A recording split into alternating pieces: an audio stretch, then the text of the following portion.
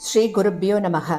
குருர் பிரம்மா குருர் விஷ்ணுர் குருர் தேவோ மகேஸ்வரக குரு சாட்சாத் பரம் பிரம்ம தஸ்மை ஸ்ரீ குரவே நமக.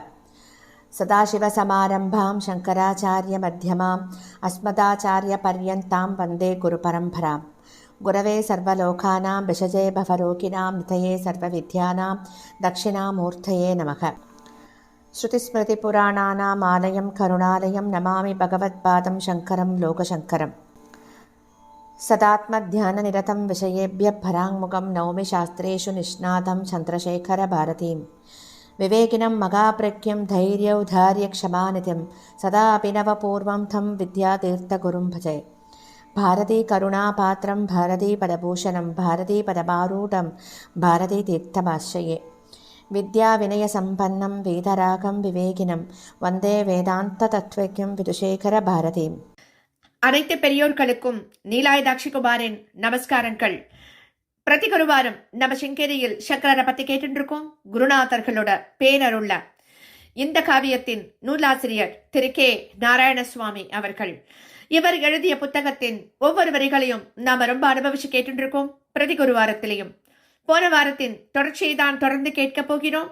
102வது வாரமாக புக்கராயன் தன் குருநாதர்களை தரிசனம் பண்ண வந்திருக்கான் ஸ்ருங்ககிரிக்கு. அதுவும் எப்படி வந்திருக்கான் அப்படின்னா, நன்கு அலங்கரிக்கப்பட்ட ஒரு பல்லக்கோட வந்திருக்கான். 2 குருநாதர்களுக்கும் பல்லக்கில் யார் வருகிறார்கள் அப்படின்னு தெரியல. அவளே கேட்கிறா புக்கனிடம். புக்கன் சொல்றான் வித்யாரண்யர்ட்ட, குருநாதரே, தங்களை சகல மரியாதைகளோடு அழைத்து வருவதற்கான பல்லக்குத்தான் அது அப்படின்னு சொல்ல, ஸ்ரீ பாரதி தீர்த்த சுவாமிகள் புக்கனின் குருபக்தியை நினைச்சு சந்தோஷம் அடைகிறார். அது மட்டுமல்ல, அவர் சொல்றார், புக்கராயரே, குருபக்தியில் எல்லோருக்கும் வழிகாட்டுபவராக விளங்கிக் கொண்டிருக்கும் உங்கள் குருநாதரை நீங்கள் இந்த விஷயத்துல விஞ்சு விட்டேன்னு சொல்றார். இந்த குருபக்தி உங்களிடம் என்றும் நிலைத்து இருக்கட்டும் அப்படின்னு தழுதழுத்த குரல்ல ஆசீர்வாதம் கொடுக்கிறார் புக்கனுக்கு. அங்க சிங்ககிரியில கல்லில் ஒரு கலை களஞ்சியத்தை பார்க்க போறார் புக்க மகாராஜா. சிங்கேரியில் மடத்தின் வளாகத்துல நுழைந்த புக்க மகாராஜா தன் எதிரே கம்பீரமாக உயர்ந்த காட்சி அளித்துக் கொண்டிருந்த ஸ்ரீ வித்யாசங்கர ஆலயத்தை பார்க்கிறார். அப்படியே மலைச்சு போய் நின்னுடுறார். ஆலய நிர்மாண காலத்துல சுமார் ஒரு 10 ஆண்டுகள் அவர் சிங்ககிரிக்கு வரவே இல்லை. அவருடைய பிரதிநிதியாக மாதவ மந்திரி மட்டும்தான் அவ்வப்போது வந்து நிர்மாண வேலைகள்லாம் நடப்பதற்கு வேண்டியிருந்த தன தானியங்களையும் மற்ற உதவிகளையும் அளித்துவிட்டு சென்று கொண்டிருந்தார். ஒவ்வொரு முறையும் அவர் வந்து திரும்பியதும் புக்க மகாராஜாவிடம் ஆலயத்தை பற்றிய எல்லா விவரங்களையும் சொல்வது அவர் வழக்கம். ஆகையால அந்த ஆலயத்தின் அமைப்பை பற்றியும் அதன் விசேஷ அம்சங்களை பற்றியும் அவர் தெரிஞ்சு கொண்டுதான் இருக்கார். அப்படி இருந்த போதிலும் இப்போ நேரில் பார்க்கும் போது அதன் அழகையும் தெய்வீகமான தோற்றத்தையும் கண்டு திகைப்பிலேயே ஆழ்ந்துட்டார் புக்க மகாராஜா. வடக்கே சாளுக்கியர்கள், ஹொய்சாளர்கள் ஆகியோரெல்லாம் கட்டி வைத்துள்ள ஆலயங்களை பார்த்திருக்கேன். தெற்கே சோழர்கள், பாண்டியர்கள், பல்லவர் காலங்களில் எழுப்பப்பட்ட ஆலயங்களையும் பார்த்திருக்கேன். அவற்றில் காணப்படும் மேன்மையான அம்சங்களை எல்லாம் இந்த கோவிலின் வெளித்தோற்றத்திலேயே பார்க்கிறேன். அதே சமயம் அவற்றிலிருந்து மாறுபட்டும் நூதனமாகவும் புதிய அழகோடவும் காணப்படுகிறது. கடினமான பாறாங்கற்களால் கட்டப்பட்டிருக்கு.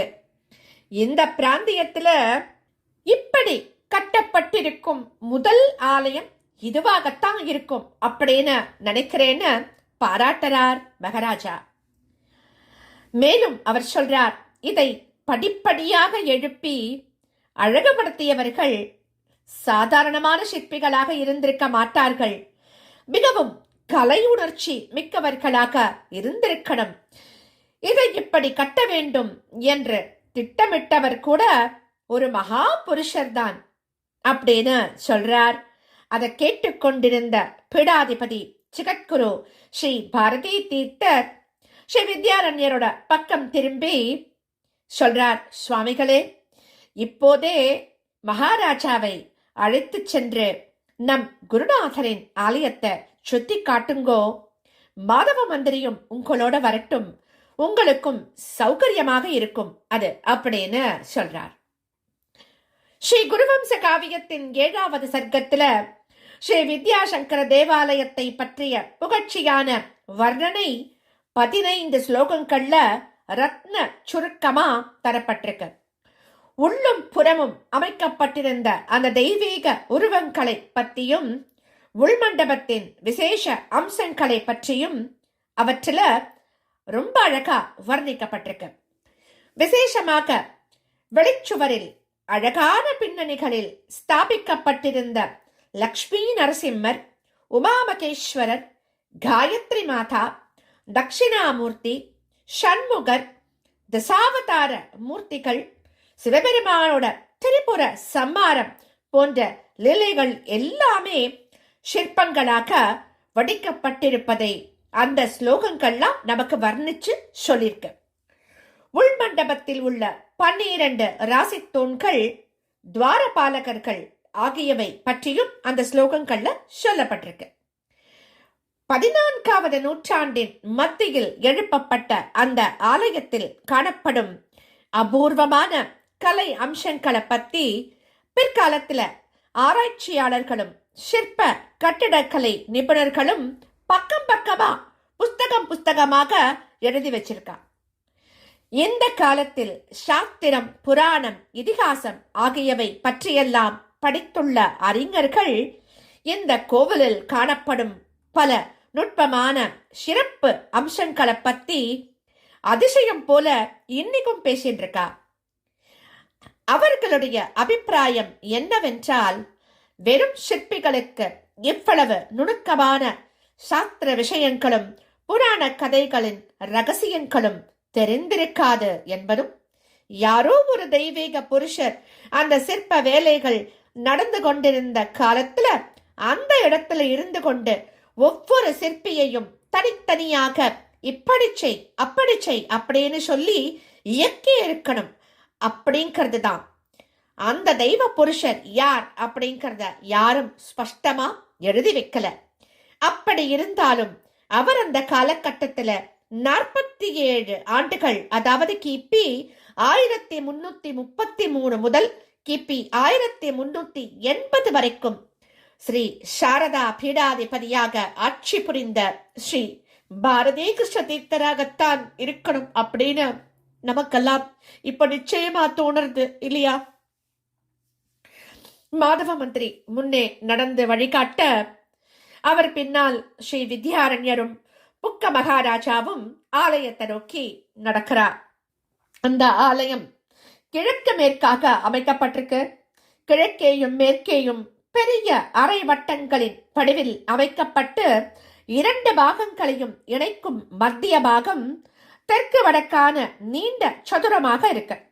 இப்படி 3 பாகங்களாகவும் ஒரே கட்டடமாகவும் இருந்த ஆலயத்தின் மேற்கு பாகத்தின் மேல் விமானங்கள் வெகு அழகாக அமைக்கப்பட்டிருக்கு. அங்குதான் மூலஸ்தானங்கள் இருந்தன அப்படிங்கறத அந்த அழகிய விமானங்கள்லாம் நமக்கு சுட்டி காட்டுறது. கிழக்கு பாகத்தின் நடுவே உயரத்தில் ஒரு நுழைவாயில் 2 துவாரபாலகர்களோட காணப்படுறது. தரையிலிருந்து 6 படிகளை உடைய படிக்கட்டு வரிசை. அது முடிந்த இடத்துல ஒரு சிறு சமதளம், அதிலிருந்து நுழைவாயில் வரை இன்னொரு படிவரிசை.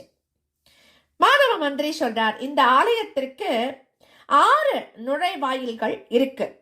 தரிசனத்திற்காக வருபவர்கள் படியேறி இந்த கிழக்கு வாயில் வழியே உள்ளே செல்வது அப்படிங்கிறது சம்பிரதாயமாக ஏற்படுத்தப்பட்டிருக்கு அப்படின்னு சொல்றார். இங்கு எது சம்பிரதாயமோ அதையே நாமும் கடைபிடிப்போம் அப்படின்னு சொல்றார் வித்யாரண்ய மகா சுவாமிகள். முதல் படி வரிசையில் ஏறியதும் உபபீடமாக அமைக்கப்பட்டிருந்த வெளிப்பிரகாரத்தை அடைகிறார். அந்த ஆலயத்தை ஒட்டி அமைக்கப்பட்ட பாஹ்ய பிரதட்சிண பாதையாக அது இருக்கு. நாம் இங்கு இடப்புறம் திரும்பி கோவில பிரதட்சிணம் செய்து வந்து இந்த கிழக்கு வாயில் வழியாக உள்ளே செல்லலாம். இந்த வழியில சென்றால் பல அபூர்வமான சிற்பங்களையும் பார்க்கலாம் அப்படின்னு மாதவ மந்திரி சொல்றார். அந்த உயரத்தில் தான் ஆலயத்தின் அதிஷ்டான பாகமும் கட்டப்பட்டிருக்கு. மாதவ மந்திரி மெதுவா நடக்க ஸ்ரீ வித்யாரண்யரும் அரசரும் அடிமேல் அடி வச்சு அந்த உபபீட பாதையில நடந்து வரார். அப்போது அவர்களுடைய கவனம் முழுவதும் ஆலயத்தோட சுவரின் மேலதான் இருக்கு. அவர்களுடைய பார்வை தம்மேல் விழ வேண்டும் என்பதற்காகவே பலவிதமான அழகிய சிற்பங்கள்லாம் வரிசையா அங்க காத்துருக்கு. அப்பப்பா, ஒரு விரற்கடை இடம் கூட காலியாக விடாம சிற்பங்களின் வரிசைகள்லாம் பட்டை பட்டையாக ஒரு வரிசையின் மேல் இன்னொரு வரிசையாக ஆலயத்தோட வெளிபாகத்தை அழகுபடுத்தின்றிருக்கு. எல்லாம் அளவில் சிறு சிறு வடிவங்கள் தான். ஆனாலும் அவை அனைத்தும் பூரணமாகவும் ஜீவ கலையோடனும் காணப்படுறது. அடைவரிசையில் ஒன்றன் பின் ஒன்றாக பலவிதமான குதிரைகளின் உருவங்கள் காணப்படுறது. ஒன்றை போல் மற்றொன்று காணப்படல. கம்பீரத்திலும் நடை அழகிலும் ஒண்ணுக்கொன்னு குறைச்சலே இல்லாம பூரணமா இருக்கு.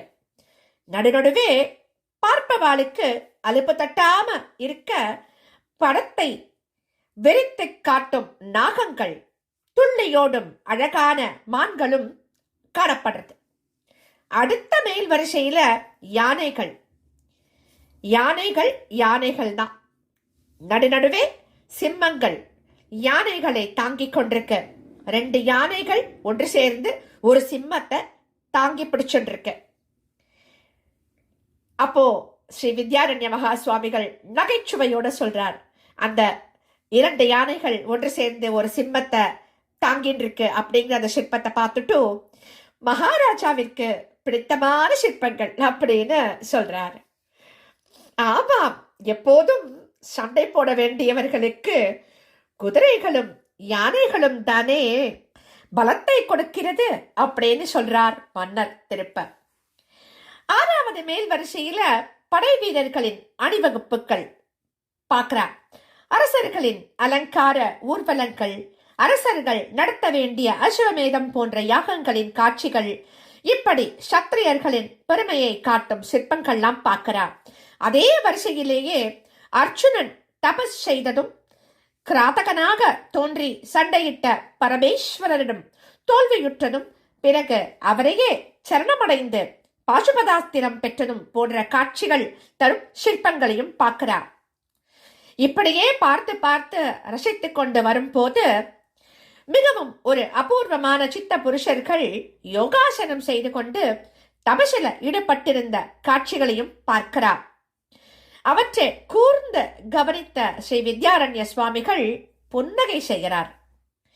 விஷ ஜந்துக்களான பாம்பு, தேள் ஆகியவற்றை ஆசனமாக அமைத்து அதன் மேல் அமர்ந்து கடினமான ஆசனங்களை செய்து கொண்டிருந்த சித்தர்களோட காட்சி ரொம்பவும் அபூர்வமானது. என்ன ஆச்சரியம்! இப்படிப்பட்ட சித்தர்கள் சாதாரண மனிதர்களின் பார்வையிலேயே தென்பட மாட்டார்கள். விந்திய மலை காடுகள், இமயமலையின் உச்சியில் உள்ள குகைகள் போன்ற இடங்கள்ல மறைந்து கொண்டு தபஸ் செய்யும் மகா புருஷர்கள் இவா எல்லோரும். இவர்கள் ஈடுபட்டிருக்கும் யோக முறைகளில் பல ரகசியங்கள் இருக்கு. உயர்ந்த குருமார்களிடம் இருந்தே அவற்றை உபதேசமாக பெற்று அனுஷ்டித்து சித்தி பெற முடியும். அப்பேற்பட்ட அபூர்வமாக இருக்கும் யோக ரகசியங்கள் இங்கு கற்சிற்பங்களாக ஒரு சாதாரணமான நம்மை போன்ற மனிதர்களும் பார்க்கக்கூடியவையாக அமைக்கப்பட்டிருப்பதை பார்க்கும்போது எமக்கு மிகவும் ஆச்சரியமாக இருக்கு. இவற்றை இப்படி அமைக்க வேண்டும் என்று யார் அந்த கர்த்தச்சர்களுக்கெல்லாம் கற்றுக் கொடுத்திருப்பா? நிச்சயமாக யோகேஸ்வரராக விளங்கிய குருநாதரிடமிருந்துதான் உபதேசமாக பெற்று அறிந்து கொண்டிருக்கும் ஜெகத்குரு அவர்கள்தான் இப்படி சிற்பங்களை அமைப்பீர்களாக அப்படின்னு சொல்லி சிற்பிகளுக்கு கற்றுக் கொடுத்திருக்கணும். அவ்வளவு ஞானத்தை பெற்றும் ஆழ்ந்த கடலை போல மிகவும் அமைதியாக காணப்படுகிறார் அல்லவா அவர் அப்படின்னு ஸ்ரீ வித்யாரண்யர் தமக்குள் சொல்லிக் கொள்ளுபவர் போல மெல்லிய குரல்ல பேசுறார். அத கவனிச்சுட்டார் மாதவ மந்திரி. சாக்ஷாத் சங்கர பகவத் பாதர் போல எல்லாவற்றையும் அறிந்த சர்வஜராக விளங்கிக் கொண்டிருக்கும் இந்த ஆச்சாரியரும் தான் எப்போதும் பரமசாந்தியுடன் அமைதியே உருவானவராக தோன்றிக் கொண்டிருக்கார். இத யார் சொல்வது அப்படின்னு தனக்குள்ளேயே வியந்து சொல்லிட்டு இருக்கார் மாதவ மந்திரியும். மேலே நகர்ந்து பார்த்து கொண்டு வருகையில ஒரு சிற்பத்தை பார்த்தவுடன் மாதவ மந்திரி பரபரப்போட சொல்றார். அப்படி என்ன அவர் பரபரப்போட சொல்ல போறார் அப்படிங்கறத நாம அடுத்த வாரம் தொடர்ந்து கேட்கலாமா? ஸ்ரீ சத்குரு பாகி, ஸ்ரீ சத்குரு பாகி, ஸ்ரீ சத்குருநாதா சரணம் சரணம் சரணம் சரணம்.